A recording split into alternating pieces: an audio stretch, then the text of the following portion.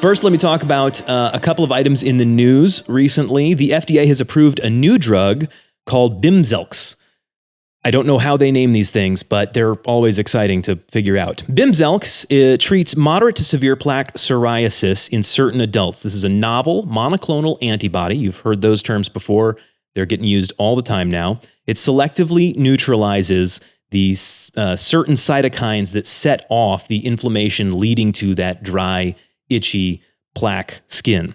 In its phase 3 trials, Bimzelx led to an 85 to 91% of patients having clear or almost clear skin by the 16-week mark. So if you have moderate to severe plaque psoriasis and have not found relief anywhere else, there are a couple of specific markers you have to hit in terms of treatability, but you should probably go check that out. Might work for you.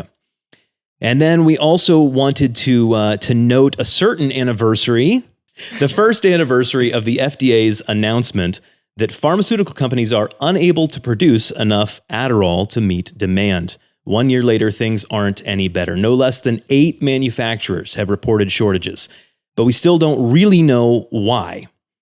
We know that ADHD diagnoses have certainly gone up, but not enough to account for the dramatic shortfalls that we're seeing. The FDA is without answers because the reporting standards of manufacturers don't require enough information for experts to actually figure out what is going on.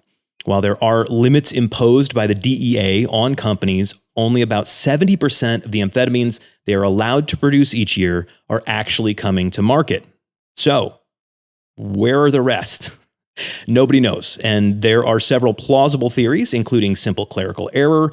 But the bottom line is that many folks are running out of medication, and the medication that they rely on for day-to-day productivity, and there does not seem to be any end in sight because they don't know what is going on. So then I have to ask, Dante, what do you guys do as pharmacists when you don't have enough of something that is prescribed? When somebody comes to you with a prescription, do you just send them to another pharmacy?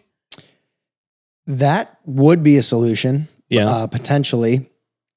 Now, it will definitely vary between pharmacies and pharmacists. Sure. These examples like this are often opportunities to separate yourself from the pack.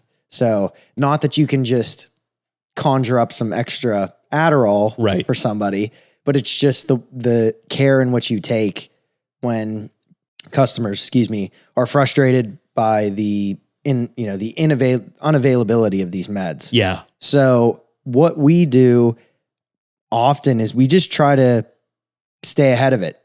Somebody is coming due in 7 days, 10 days. We're already looking ahead at what the stock issues are looking at. So we can reach out to them and say, hey, we're 10 days out. If I were you, I would start calling around other pharmacies to see if you could figure something out. Or we'll say, you know what? We don't have your strength in stock, but we might be able to make some sort of combination of what we do have to equal your daily dose. Yeah. Can't do that without working with the doctor, obviously, of course. Yeah. But we at least facilitate those sort of things with doctors. So you just making sure that patients are aware ahead of time and dealing with that's fantastic. Yeah, and you have to get creative for sure. Yeah. If you're on an ER formulation, maybe you're temporarily going to have to use an IR or vice versa. This is where it also helps to have other colleagues in the area, although it's a lot of competition, unfortunately. We can at least send a text out to some of our friends at other stores. Hey, do you guys have 20s in stock? I got a good patient who, he's going to be stuck here in a few days. Is there anything you can do? Yeah. It is a pain in the butt to deal with as a pharmacist. It's even more of a pain to deal with as the patient. So at least if we can try not to give the patient a bad time when all they're doing is looking for their med. Absolutely. That's the least we could do. So we try to, lead the way, if you will, in that setting. I love that. I think I had a mentor once inform me or teach me that that lifelong customers aren't made because everything goes right. Lifelong customers are made when things go wrong and you take care of it properly. Mm-hmm. And so I think that's a fantastic example of that. Mm-hmm. Well done, guys. Yeah, that's a Diane or a Joe, my dad, sort of principle for sure. Absolutely. Things that go south, they're just opportunities to spin them positively for somebody. Yeah. Like you said.